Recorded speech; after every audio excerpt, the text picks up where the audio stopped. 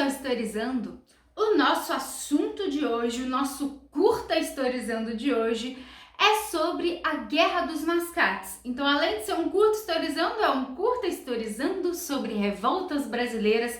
E aqui no canal já temos uma playlist sobre isso. Hoje nós vamos entender a Guerra dos Mascates, o que aconteceu, por que aconteceu esse conflito e por que a gente chama essa revolta e muitas outras de nativistas. Se você quer entender tudo isso, continua assistindo esse vídeo e não se esquece que no @historizandotati no Instagram tem mais conteúdo para você.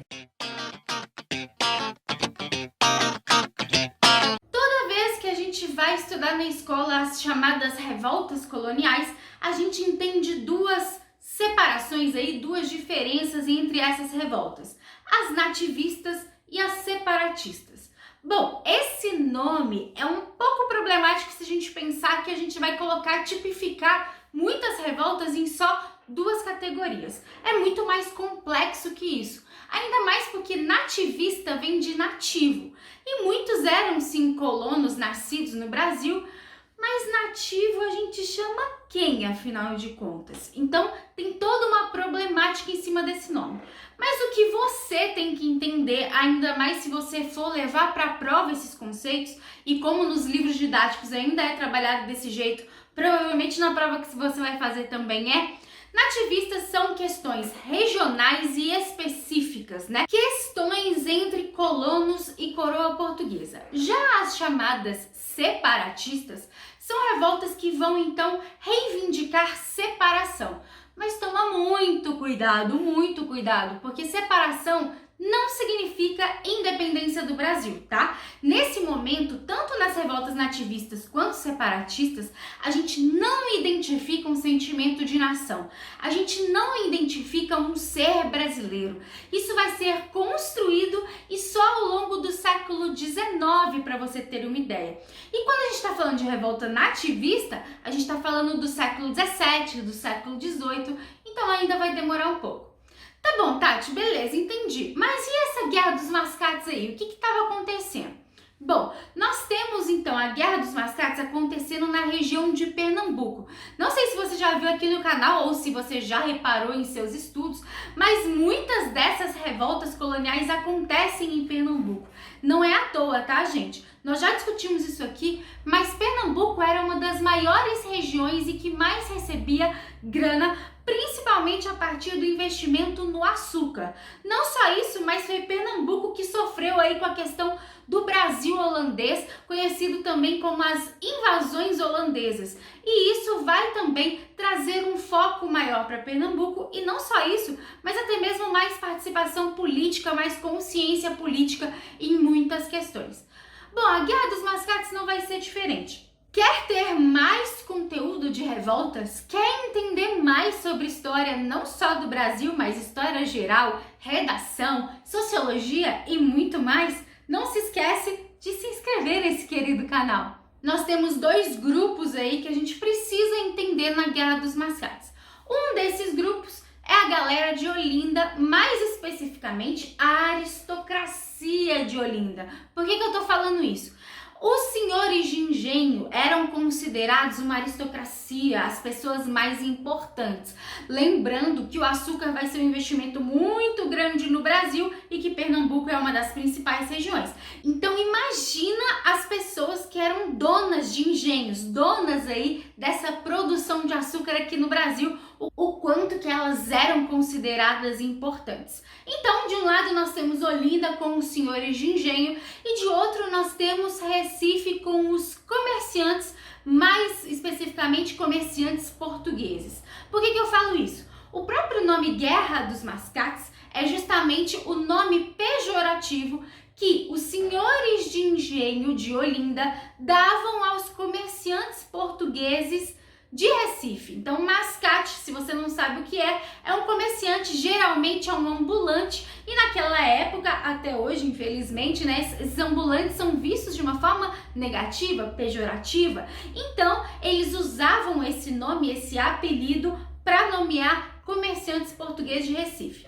Tem uma questão maior ainda, que é Olinda era vila. O que significa isso?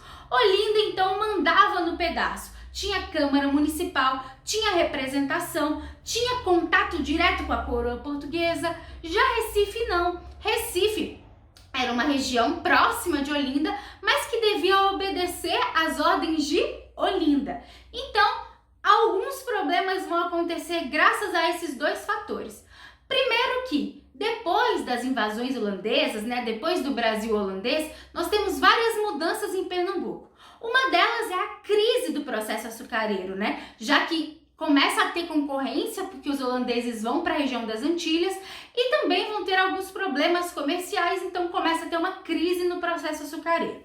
Não só isso, mas Recife vai sofrer inúmeras reformas. Lembra do Maurício de Nassau? Aqui no canal já tem vídeo sobre esse Brasil holandês, sobre essas invasões holandesas, e o Maurício de Nassau vai construir muita coisa em Recife, vai praticamente planejar uma cidade em Recife. Só que Recife não era cidade, não era vila de acordo com a coroa portuguesa. Então, duas questões. Os olindenses sofrem com a crise do açúcar, acabam até mesmo pedindo grana emprestada para os comerciantes em Recife, e Recife começa a ganhar mais grana também, muitos empréstimos, muitos juros, não só isso, mas o comércio estava então de vento em popa, e Recife agora tem todo um clima de cidade, tem toda uma reforma, tem toda uma modernização, graças aí ao Maurício de Nassau e às reformas holandesas. E aí tá a treta, porque agora Recife, os comerciantes não querem mais então ter que obedecer Olinda. E não só isso, os olindenses, os senhores de engenho, começam a entrar em crise econômica e financeira, tanto que pede muita grana emprestada, Então, esse conflito vai ser instaurado da seguinte maneira. A partir de 1710, os comerciantes portugueses conseguem a autonomia de Recife, conseguem a autorização da coroa portuguesa, que na época o rei era Dom João V, para então transformar Recife em vila, deixando os senhores de engenho, a tal da aristocracia, muito pé da vida, já que além deles serem símbolo de poder e estão perdendo muito por causa dessa condição de vila de Recife, também estavam muito furiosos com as dívidas e com os problemas financeiros. Logo, isso vai gerar mais problema ainda. Então, quando Recife instala o chamado pelourinho, o que é pelourinho, Tati? Pelourinho, muita gente conhece o pelourinho por ser aí uma construção de punição aí de açoite de escravizados, por exemplo. Mas não é só isso. Naquele momento, ter um pelourinho, a região que tem um pelourinho, que tem esse tipo de construção, era considerado um município, uma vila independente. Logo, essa construção vai ser um símbolo muito importante na formação de Recife, ainda mais se a gente observar o conflito que teve com Olinda.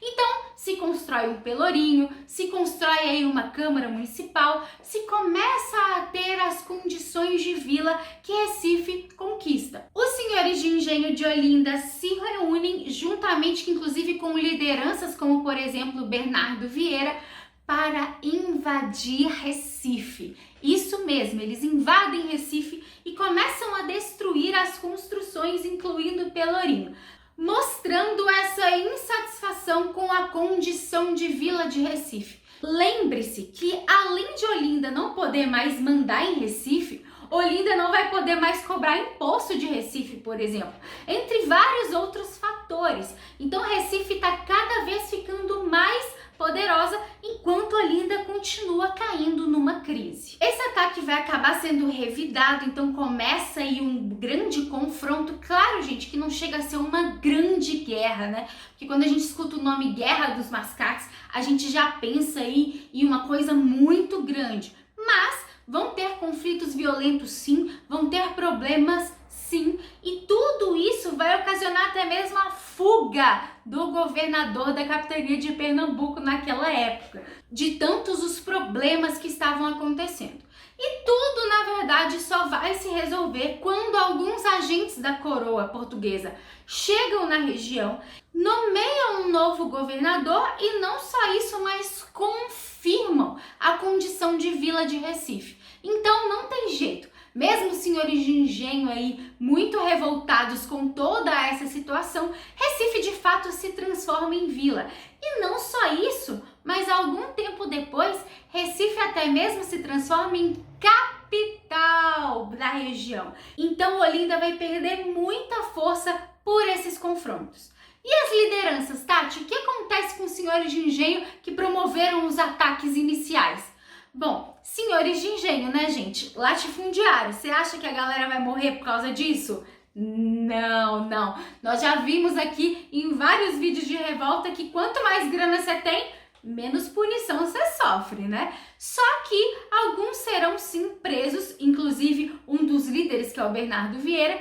E curiosamente falando, a morte dele vai ser um tanto quanto esquisita. Por quê? O cara vai ser preso, vai ficar com frio, né, lá em Portugal, porque ele vai ser preso em Portugal. Vai acender uma espécie de fogueira, só que o cara acende um fogaréu numa cela fechada. Gente, não façam isso, tá? Ele vai ser então sufocado pela fumaça e vai acabar morrendo. Olha só que intrigante. E você conhece um pouco da história de Olinda e de Recife? Com certeza, a Guerra dos Mascates faz parte da história dessa região e promove, inclusive, mudanças nessa região. Eu, infelizmente, nunca fui nem a Olinda nem a Recife, tenho muita vontade. Com certeza tem muita história, afinal de contas, Olinda é uma das primeiras cidades que o Brasil teve. Então, por volta de 1500 já existia Olinda e Recife foi formada justamente no contexto da Guerra dos Mascates. Então, uma história muito interessante de conhecer. Se você é de Olinda, se você é de Recife ou se você conhece mais sobre essa história, comenta aqui embaixo. Se você quer ver alguma outra revolta nesse especial Curto Historizando Revoltas do Brasil, também comenta, vai ser um prazer fazer um vídeo sobre. Não se esquece que no @HistorisandoTati tem mais conteúdo para você. Se inscreve nesse querido canal, curte esse vídeo. Um beijo e até a próxima! Os senhores de engenho se reúnem. Os senhores de engenho se reúnem